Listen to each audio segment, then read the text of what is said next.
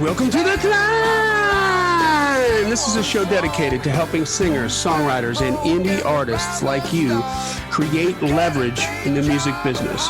The new music business is all about traffic, and the traffic creates the leverage. If you want that record deal, if you want the management, if you want the pub deal, if you want the booking agent, you're going to need to prove that you can make it happen and that you've made it happen. That's why we called it the Climb, C.L.I.M.B, creating leverage in the music business. And that's a backstream created by my good friend and co-host, Mr. Brent Baxter. Brent's an award-winning hit songwriter with cuts by Alan Jackson, Randy Travis, Lady Antebellum, Joe Nichols, and more.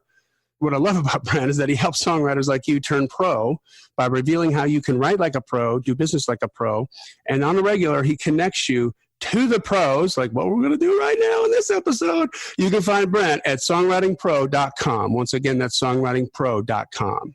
And I would like to introduce you to my co-host, Johnny Dwinell. Johnny owns Daredevil Production. They're breaking artists digitally. They're identifying new fans through data. If you're an artist looking to increase your streams, blow up your video views, sell more live show tickets, and get discovered by new fans, TV, and music industry pros, then Daredevil Production can help.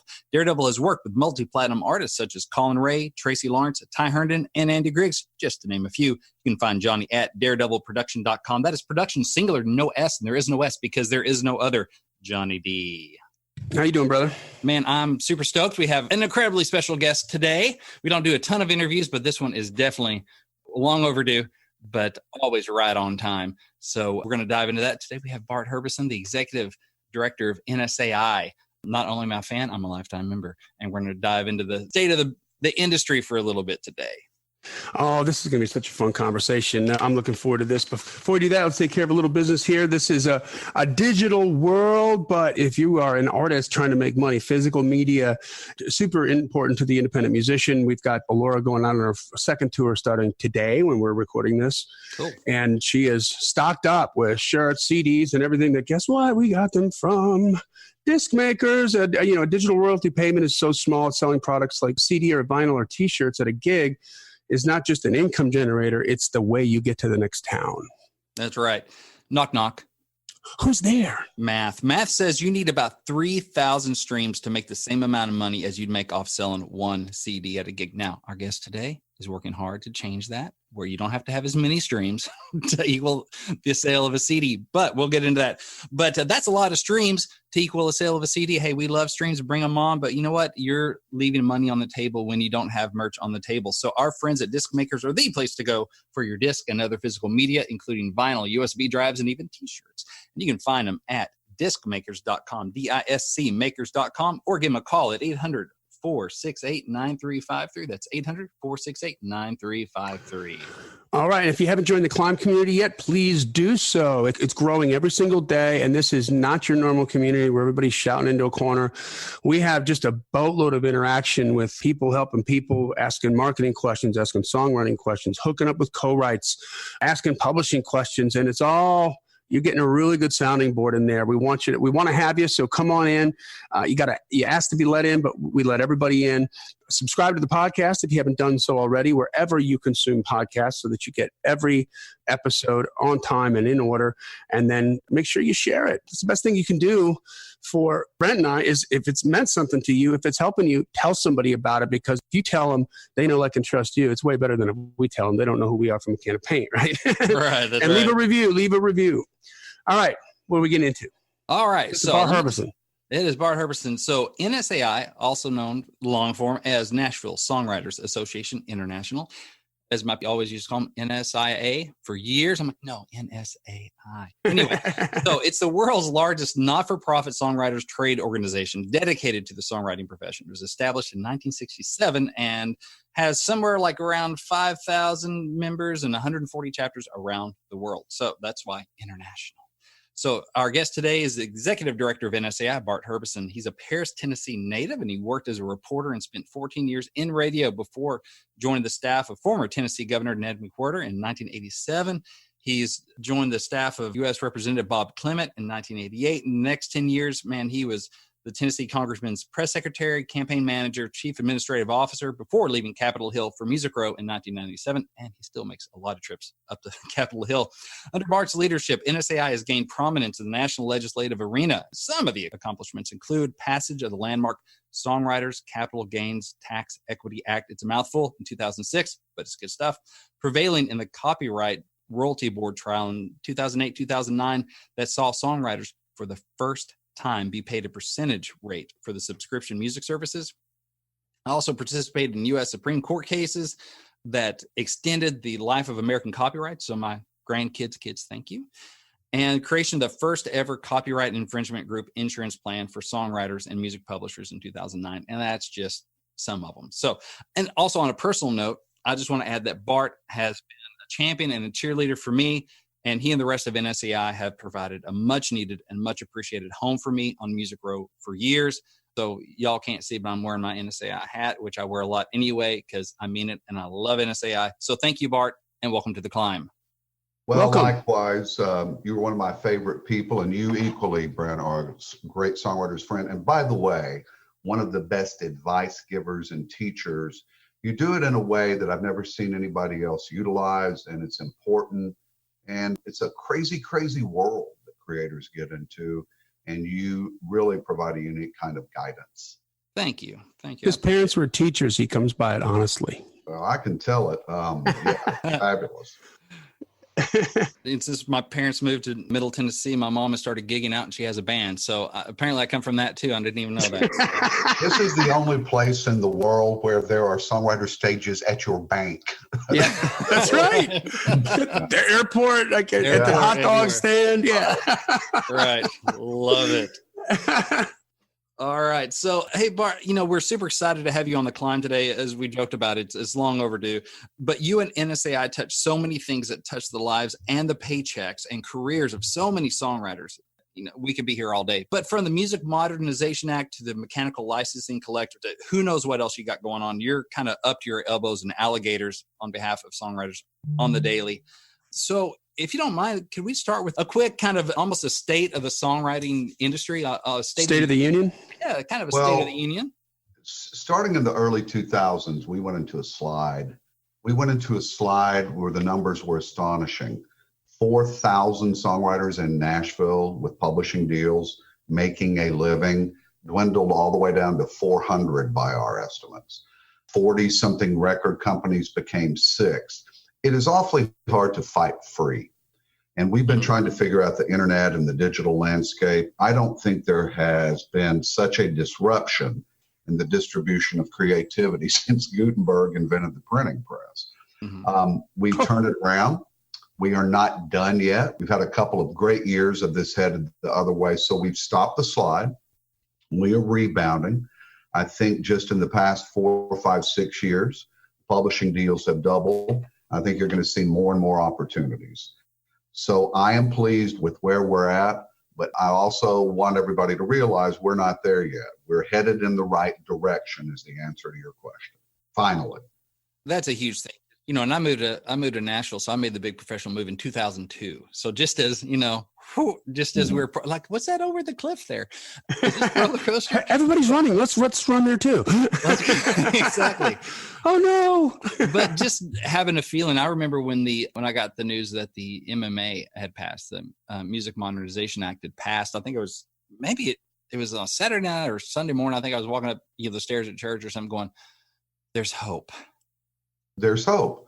And that's really the answer to their question. There is hope. And I will tell you, people came into my office a couple of years ago. If they wanted to do this professionally, we put them through a real reality check. It is still hard. Mm-hmm.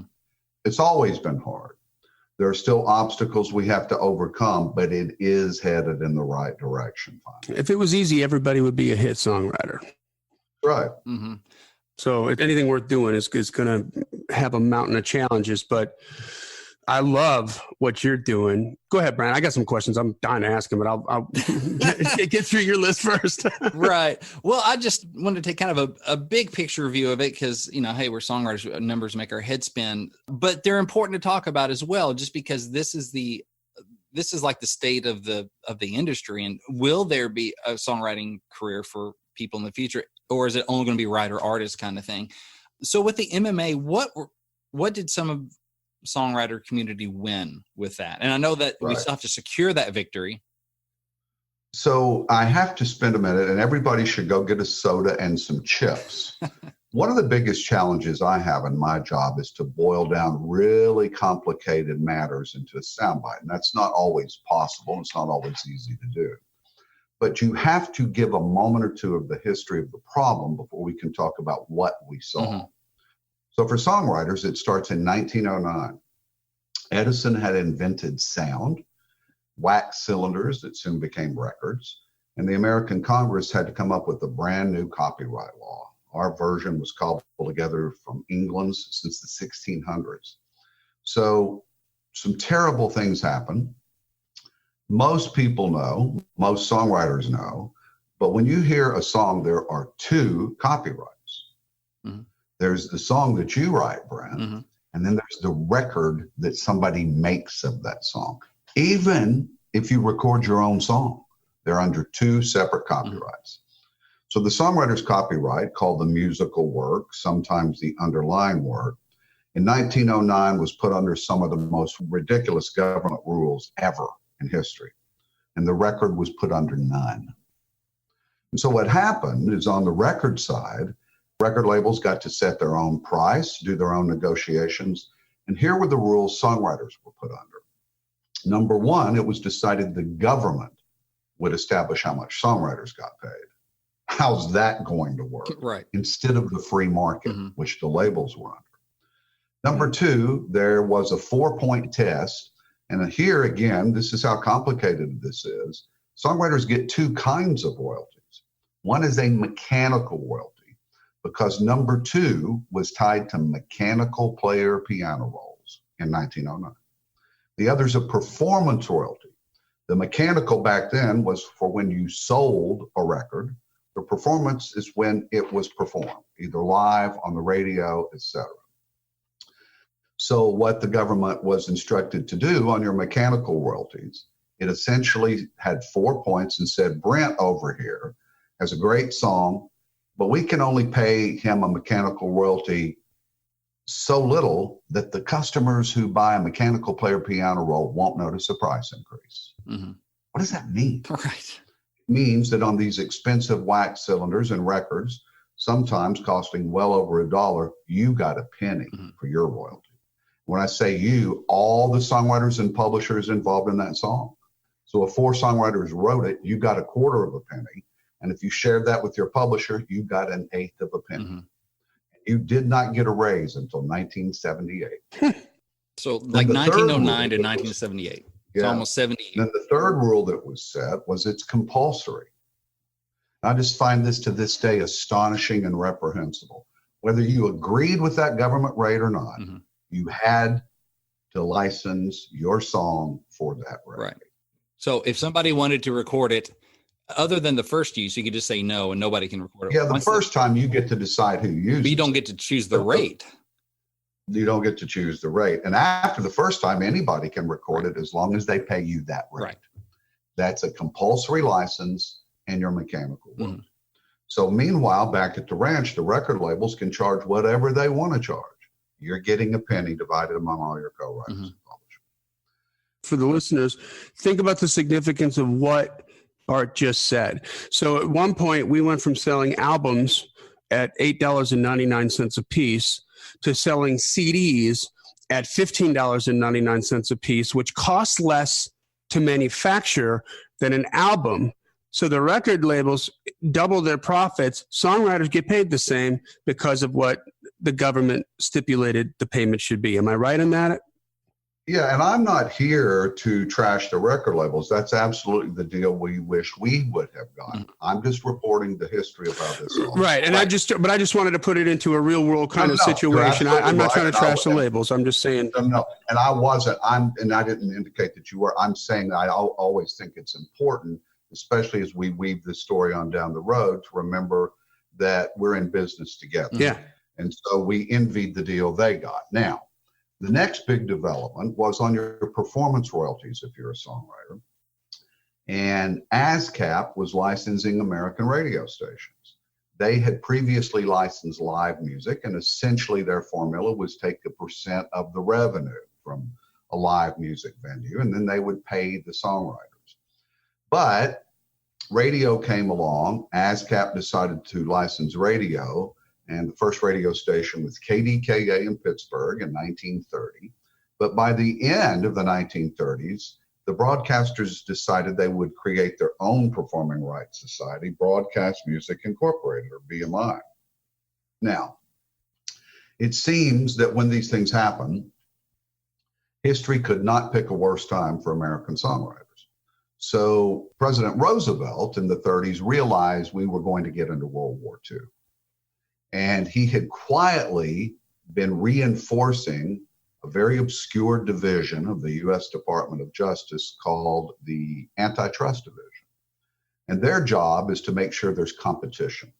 If there's only 2 steel companies in America at wartime, the job of DOJ's Antitrust Division was to make sure they didn't jack prices up by 10,000%. So 1939, as BMI is about to start getting off the ground, somebody in the Antitrust Division reads somewhere that a new company named BMI is going to be formed to compete with ASCAP. And these 2 companies will license all of America's songs. And they call them in and go, nope, that's not competitive. You are going under something called consent decrees. And by the way, ironically, there's absolutely no consent involved. Right. And so those 2 consent decrees evolve, and they essentially do for songwriter performance royalties what that law that Congress passed did in 1909 for mechanical royalties. They say judges will set the rates. It's a different but equally silly standard of evidence that those judges must look at. And over time, it was determined by court rulings that ASCAP and BMI either license all of your songs for you or none. Now, I might be able to go do a deal with the digital services, but I couldn't go license 15,000 radio stations and millions of bars and restaurants. So here we go again. We're under ridiculous rules. So that's how we got into this problem. And when streaming came along, record labels are out here negotiating in the free market, getting most of the money.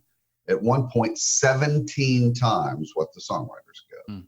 Now, we can argue what's most valuable, the song somebody wrote or the record somebody makes of it.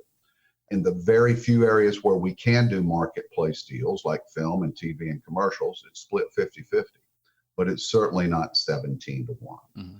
So here are the 3 probably most important things the Music Modernization Act did to fix that for songwriters. Before I quickly explain that, I should tell you what we would love to have done. The bill I would love to have passed mm-hmm. would have said songwriters set their own rates, just like record labels have been able to do in most instances. But that was never going to pass. The music industry itself would not have agreed on that.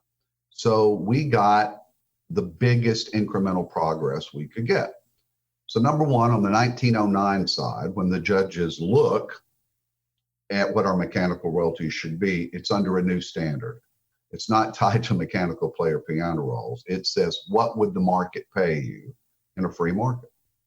Same thing with ASCAP and BMI. When the ASCAP and BMI judges set a songwriter's rate, what's the most relevant thing? What record labels get in the free market? Mm-hmm.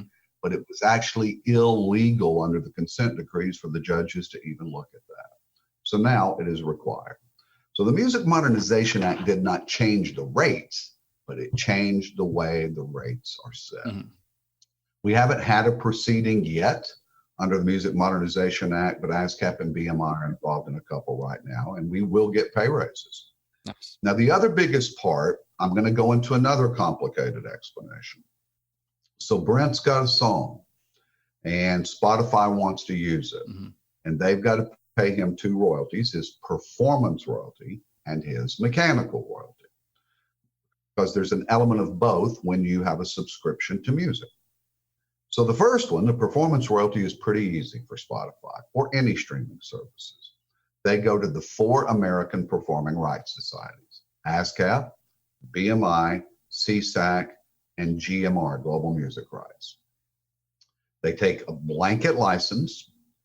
That Performing Rights Society furnishes them a big, long, complicated spreadsheet that says, here's who we represent.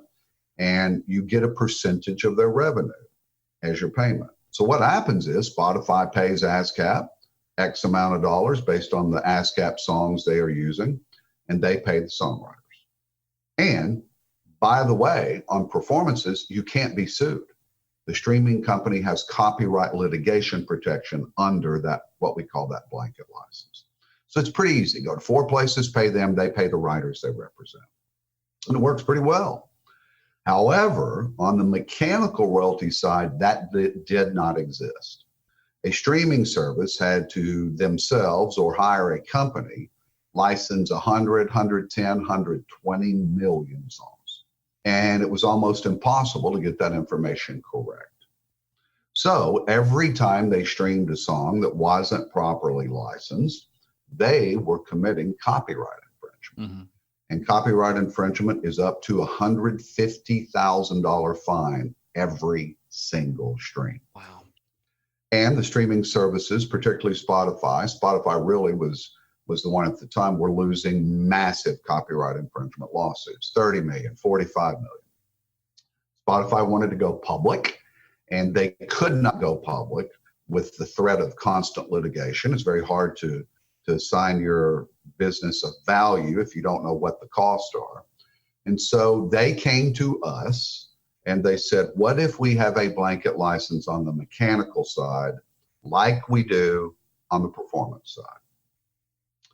I'll never forget that day. It was the most important professional day in my adult life. A man named David Israelite, who represents music publishers, Jennifer Turnbow, who does this with me here at NSAI, and several others were in that meeting. I knew at that moment we might get the Music Modernization Act passed. We turned to the streaming company representative and we said, well, you'd have to change those rules from 1909.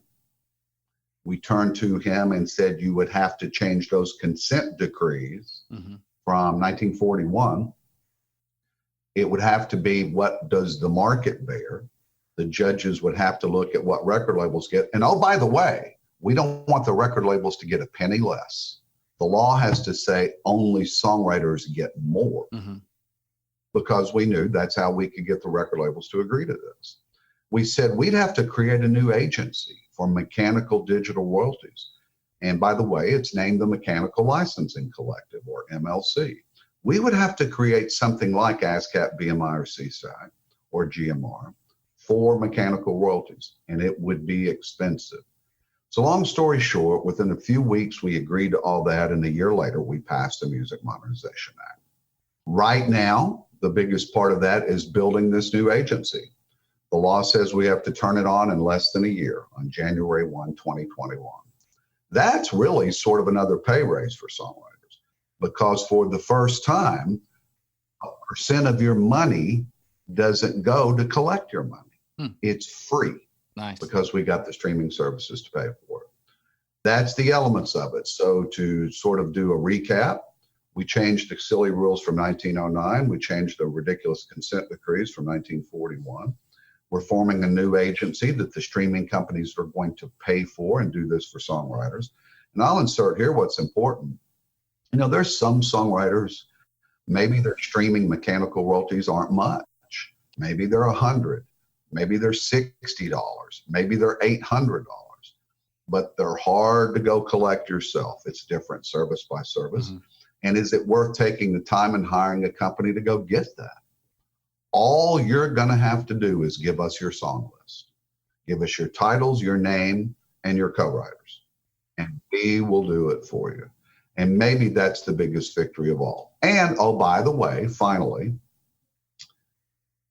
what's this worth? Google and others have tried to be the ones to get all this data and own it. But now in America, the songwriters possess it and the music publishers through this not-for-profit agency. Here's the word: we control that data forever. Nice. That's awesome. We're going to make it publicly accessible, but somebody else can't do this. We get to do it. We get to set our own rules. And so that's essentially what the Music Modernization Act does for songwriters. So first of all, God bless you for that. Yes. I'm getting schooled right now. I wasn't this far down the rabbit hole, and I'm just like, This is amazing. I'm so... Well, imagine when I have to explain all that to a member of Congress in 4 minutes. So Yeah. That's a bit of a more a long version, but it's one of our challenges. Well, I want to say this because our founding fathers asked James Madison to write Article 1, Section 8 of the U.S. Constitution. And that's where we get the copyright. That's where, for a limited time, our writings and discoveries are given to the authors and inventors. Mm-hmm. And our founders knew that that was the promise of this nation, that America was going to be founded on ideas. And somehow we got away from that. But I have to say, as critical as we can all be of the government, over the past few years, that seems to be changing. Before any of this happened, by the way, under those 1909 rules, NSAI and the National Music Publishers Association decided we had to go to trial. Those 1909 rules that say the government set the mechanical royalties allow you to negotiate or go to trial. So 5 years ago, we sued Apple, Amazon, Pandora, Spotify, and Google. It is a difficult, wearing 5-year process, but we did it. And the reason we hadn't done it before, it was risky. There was the chance that we could have been even worse off. But it got to a point where we had to do it. And long story short, we won a 44.5% pay raise, the largest in global history for American songwriters. And it started this January. So we have that right. The songwriters, places like NSAI and other organizations, going up against Google, Apple. Yeah. I mean, huge. It doesn't get bigger than that. Right. Well, you know what? We're right.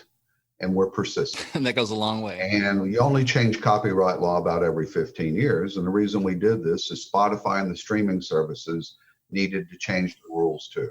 And oh, by the way, all 5 of the big companies paid millions of dollars every year to go license the songs themselves. They didn't share that among each other. So you can imagine this new agency, and we've agreed on funding at about the $30 million a year range to start it up and to run it the first few years. But it's a whole lot easier for 5 companies to share that cost than for each to pay it individually. Mm-hmm. So they're saving money by getting us to do this. And we won't sue them as long as they follow the rules. So we found a moment in time, and Spotify's going to sell stock. They needed this certainty where we got huge. That was the most significant thing for songwriters in 100 years since that 1909 law. But before we did that, we won a big trial. So we win the trial. We win the opportunity for bigger rates in the future. We cut a percentage off your bill to collect it because we got them to pay for it, and we own it. Songwriters sit on the board of this MLC. I'm on the board of this MLC. So it was monumental. We've been working on it for 15 years. Oh, wow. Amazing. So anybody that's thinking about joining the NSAI, this is a lot of what your dues go to. You know, This is one big reason why I support NSAI. Love the workshops, love the events, all that good stuff. This is a thing that helps protect our future as an industry. So, yeah. Amen to that. Yeah. Those flights to DC aren't free, and Bart takes a lot of them. Yeah. Well, the 2018, the year we passed it, I spent 110 days in Washington. Oh my goodness. You're kidding me. Yeah. That was a lot. Yeah, that's for anybody. I've been there doing political stuff. It's not fun. And let me say one thing. It's easy to trash government. You know, as a citizen, I don't love the polarization of the two parties. Mm-hmm. And the committee this is in, by the way, is the same committee the impeachment is in. It is the same committee the email servers are in. It is the most political committee. I don't care if you're Democrat or Republican, and people often ask, what is NSAI? We do have a political party. It's the songwriter party. Mm-hmm. And I love that. But it's difficult to navigate that committee. They have jurisdiction over copyrights.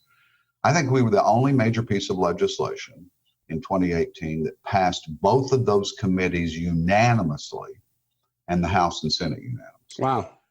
I thought it may have been a bigger lift to pass the committees unanimously than the full House and Senate. And I want to thank a couple people, and it was bipartisan. There were a lot of leaders in the House. There were the former committee chairman, Bob Goodlatte, current chairman, Gerald Nadler. but I single out Doug Collins of Georgia, who's just a songwriter fan. He still cries when he hears a song that moves him. He'll tell you a story about being the state trooper's kid, and he had books and songs. Hakeem Jeffries of Brooklyn. Now you think about this. A Democrat from Brooklyn and a conservative Republican from Georgia passed this bill. And over in the Senate, you had Sheldon Whitehouse, you had Orrin Hatch, but nobody did more than Tennessee Senator Lamar Alexander. On the very last day, I hate this, one senator can stop a bill. One can put a hold on it. And a senator had a hold on it. Lamar Alexander kept that senator and the interested parties in his office until we worked it out. So we did have some political leaders that remembered what the founders intended. And I have to at least single that out, because if we criticize, we also have to praise for moments. I'm glad that you did that. And doesn't that speak to the power of music? Absolutely. I mean, for anybody to reach across the aisle for anything. Music right now. Music united Congress. That is insane. That's insane. There's your hope right there. There's your hope. There's your hope. I got a couple quick questions if I can. Sure. So with the passage of the MMA, does this now set the table where the playing field is now free for the market to determine and change prices? Essentially, like you mentioned before, and that was something that was going through my head, I wanted to point out to the climbers. When you sync a song, the cost of the sync depends on how big the brand is, right? Case in point, Aerosmith licensed to Dodge, licensed Just Push Play, which was a hit song that they had, but this was not like a classic hit song from Aerosmith. It's a relatively recent hit song for 1 year for $1.8 million. And each guy in the band gets a free vehicle from Dodge of their choosing. If Dodge wanted to use something from a lesser act, it will cost less, right? So the market determines what they can get for a sync, but the prices are fixed on what a writer gets on a radio spin or a stream or a performance. And so does this lay the groundwork for value to be able to come up in terms of performance royalties and mechanic royalties? So no question has a short or simple answer. And first, let me point out to our listeners. So performance royalties, when the song is performed, when it's performed in a live venue, television, radio, streaming, they're all different rates, but that's what ASCAP, BMI, CSAC, and GMR do. And by the way, performance royalties were traditionally a little less because at the end of the day, back through most of our history, it's what a DJ played. You didn't get to hear what you wanted to hear necessarily. You got to hear the genre you wanted to hear. Mechanical royalties were more because you owned it and you could play it on demand as often as you wanted to. You could play that record over and over and over. And by the way, I burned a lot of vinyl records up. So did I. Wore out a lot of 8-track or cassette tapes. There's two kinds of streaming. And I'm going to get in the weeds a little bit. Non-interactive. That was originally what Pandora was. It was a radio station. You could hear your favorite song once, and maybe once then every 2 or 3 hours, but you didn't control that playlist. You controlled the genre. Interactive streaming is subscriptions. That's where we get to build our own playlist and listen to what we want to as many times as we can. Interactive streaming, subscriptions, songwriters get both royalties, a performance and a mechanical. Now, what you said is sync. Synchronization is when a song is synced to video, synced up to a video. And so film, television, that's the only place we get to negotiate. We get to set our prices on that. And so to answer your question, we can criticize the market, but I trust the market to find the right prices way more than the government. But it sets it up for the market, right? Yeah. And how much will we see the Music Modernization Act, which is not sync, affect sync? I don't know the answer to that. I don't know what this all looks like. We are seeing the streaming companies have different sort of offerings. I think it's cheap. I used to make $100 a month as a young DJ, still in high school. I'd budget about $30 of that to go over to Leach's Music and TV and buy my 3 albums. And then CDs got to be, when they first came out, $20 and $15. You think about this. You get the entire history of recorded music pretty much for $9 a month, $9.99. Yeah. I think that's a bargain. We may see that creep up. Here's what I am sure of. You will see songwriters get paid more. And so if record labels make a lot of the money that's already out there, 50 something percent, and songwriters are getting, if we that trial, by the way, we won, has been appealed. Spotify, Pandora, Google, and Amazon appealed, but Apple did not. So I want to thank Apple Music for that. We're under an appeal. I believe we will win it. And let's assume we do. Then you're going to see mechanicals a little more than double, maybe even in some instances closer to triple of what the performance royalties are. So how is all that possible? How can we add percentages? It's because the streaming companies are making so much more money. The global growth of streaming, you know, most of the people in America have a device, but when you go even into other developed countries across the world, people don't yet. That is just starting to happen. That will be the biggest pay raise of all, the global growth of streaming. Which is why India's in the news so much right now with Warner and Spotify and all that. Right. But here's what you can take for everything complicated. I'm saying, bet on music. Bet on the value of music. Record labels have figured out that they need to be in the live music business. We got spoiled in the 60s, 70s, and 80s, and somewhat through the 90s when everybody bought albums, bought records, bought albums. Record labels lose money on sales. They are making some money on streaming, but they figured out they have to be partners in the live music game. And guess what? That's exactly how this started. It started with Caruso, then Benny Goodman, then, you know, Glenn Miller, then Sinatra, Elvis, the Beatles, the Beach Boys, and we're back to that. We are figuring it out. It will be different. The one thing I hate the most for songwriters, Brent sort of touched on this earlier, is there's songwriters who are not the artist. You know, you take a song like Always on My Mind, Wayne Carson, Johnny Christopher, Mark James, none of them were artists. And back when I started this, probably had 80 or 90%, the songwriters with publishing deals were not artists. Today, publishing companies do the record label job of developing artists. So they sign way more artist writers, and there's nothing wrong with that. I'm just a little sad because the guy or the lady who's not an artist, it's more difficult for them. That's one of the big changes. That will be true going forward. But at the end of the day, the one thing I've always seen and I'm always sure of, write the best songs and you'll be able to navigate your way through this crazy, crazy industry. And you're going to get paid more and more and more. What we've done is turn it around. Next is the ASCAP and BMI consent decrees. Now we are about to look at some of the rest of the rules from 1939. That's going to happen very, very soon. It could be really, really good for our industry and for songwriters, or it could be the worst thing ever and sort of negate everything we've done in the Music Modernization Act. So the battle is ongoing. We have made huge incremental progress, but there's more to be done. And so what I'm optimistic to see is the next generation of songwriters, what they will be paid. Because what we've done now pays benefits for decades to come. We're just getting started with this. So quick question. Now that it's largely digital and moving forward in the future, it'll be even more digital.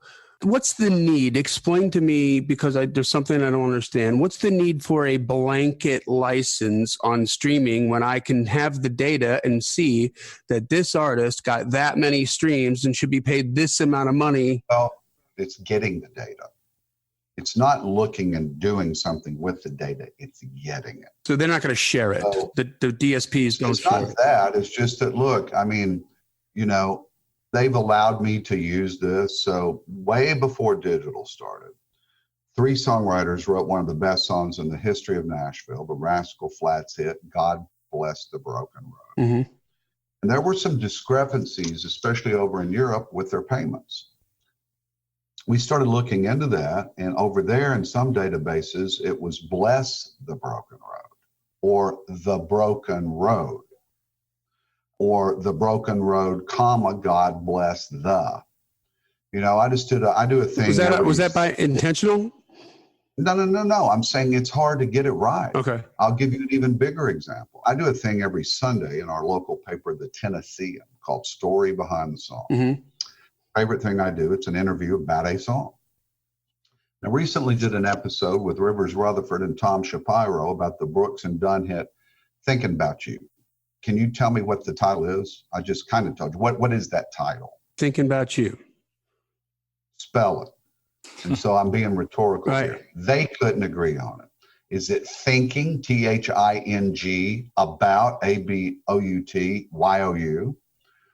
Rivers, I think, said it's thinking, apostrophe, about you. Tom said it's thinking, apostrophe, B-O-U-T-U. A comma matters. You know, there are 4 or 5 songwriters I know named Jimmy Stewart. Sure. And so data is the problem in getting it accurate, and there's no one standard. You know, the databases among the PROs are different, among all the record companies are different. And while this did not standardize global data, I will tell you, with the creation of the Mechanical Licensing Collective, we're having conversations we need to be having. It's not how easy it is to use the spreadsheet of the data. It's getting the data. Regardless of, let's say, a misspelling or a different spelling or an alternate spelling, if it's on a streaming service, the writers are going to be attached to that. It could be 20 different spellings, but all the writers are attached to that. Like, shouldn't that be? Well, but you are presuming that some person does those payments. It's a spreadsheet. And so if the spreadsheet is trying to pay Brent Baxter, he's not going to get paid because the money's not going to his direct deposit account or going to the publisher who recoups these mechanicals before they pay him. That's the problem. This is down to the semicolon, the letter, the apostrophe, and if one of them is wrong, it goes into some sort of nebulous unclaimed fund territory. And that's what we've got to try to fix. If they have different, forgive me for interrupting, but we're running out of time. But if they misspell something or whatever, doesn't the ISRC codes help us on that? That's on a record. That's not necessarily the song. And every database is different and the codes are different and they don't match up. And that's something we have to figure out. Okay. One of the advantages the music industry had was the data. This is completely transparent. And here's maybe the most important thing songwriters need to hear. Very, very soon after you see this podcast, sometime by this summer, you're going to hear an announcement of a portal for the new Mechanical Licensing Collective. You need to go to this portal, type in Brent Baxter, and look at what we've got. If you've got a publisher, they'll put the data in there. If you don't, you have to put it in yourself. And this is going to be a kind of transparency songwriters have never seen. Type in your name, you will see the entire list of songs we have for you. You look at the commas, you look at the spellings, you look at the co-writers, you look at the splits. In hip hop, there's 100% of a song. In hip hop, we have seen splits of up to 900%. Well, I got 4 points on that song. Well, I've got 42. It is a mess. Some songwriter's going to come to me and they're going to go, I didn't get paid. Or you gave some of my money away as unclaimed funds. I'm going to go, you have asked me for 23 years that I've had this job to get this portal for you. Did you look at it? Well, I've got a publisher. I'm going to say, did you look at it? If they didn't, I'm going to go, wah. Let me fix it for you. But we cannot fix this without you helping us fix it. And that's one of the things I'm most excited about the MLC. If you don't do it, we may not get it right. If you do it, we will get it right. And we're empowering songwriters in that way. And I'm very, very excited about it. But you got to take the time. Yeah. But that time is literally money. Let us know, like, when that comes out. Shoot us an email, and we'll make sure we shout it out on the everywhere we can. Well, I'm sure I'll be seeing the emails, so we'll definitely be sharing that around. That's a big deal. Thank you so much for taking the time. I just got schooled big time. Well, let me tell you what, I've done this professionally for on Capitol Hill for 10 years and here 23, and I learn something new every day, and I get something wrong every day. It's because we've cobbled together a law over a century. And the copyright law often has zero to do with how the industry works. Mm-hmm. But we've turned some corners. We're headed in the right direction. We've got more work to do. And I'll end with what I just said. We're going to empower songwriters to help be part of the solution, especially through the MLC. That's awesome. Yeah, thank you so much. And to everybody there at NSAI, especially, and of course, all our partners that have been fighting the good fight too. And they can find NSAI at NashvilleSongwriters.com, right? That's right. .com. Okay. So NashvilleSongwriters.com. Go there, check out a lot of educational opportunities. I know they have workshops coming up and song camps and all that good kind of stuff. But then also, and when you join, go to our video library and look at a series called Man vs. World, which I actually believe is the greatest teaching thing for aspiring professional songwriters, and particularly tune in on an episode called Breaking Up with Your Co-Writer. It's one of the greatest things I've ever seen in my life. Brent Baxter. So yeah. That's my boy. There we go. So I want to thank you again for taking the time. This is, and for me, I'm a school of like knowing like the history of the game. I just like you in our business, I'm constantly like, in order for you to understand why we're doing what we're doing, you have to understand what used to happen and where it went wrong. And how it's different, and the history is important there. So that brings us to the end of another Killer Climb episode, guys. Join the Climb community, subscribe to the podcast, give us a rating and review. We're trying to get up to over 200 this year. And finally, tell a friend about it. If this is making sense to you, if this rang a bell, if this is valuable to you, the best thing you can do is tell somebody else about it. Tell another songwriter, tell a bandmate, tell another artist, and bring them on board. The more our audience grows, the more power we have to get the truth out there and to preach this gospel, right? This podcast exists because we want you to win, so keep on climbing. And we'll see you at the top. And Bart, we'll see you on Capitol Hill. Thank you so much, man. I appreciate it. Thank you, guys.